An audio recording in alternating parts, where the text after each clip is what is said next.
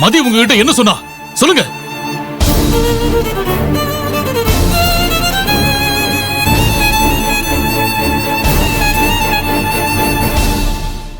மாமா, நான் வார்ட் பாயா வேலை செய்யறது உங்க பொண்ணுக்கு பிடிக்கலையா, அதனால வேலையை விட்டு போ சொல்றாங்க.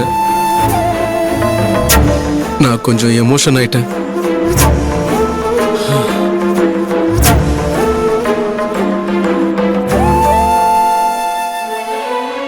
அட, இதான் பிரச்சனையா? நான் கூட என்னவோ ஏதோன்னு பயந்துட்டேன் மாப்ள. நீங்க ஒண்ணு தப்பு நினைக்காதீங்க மாப்ள. மதிக்கிட்ட நான் பேசிக்கிறேன்.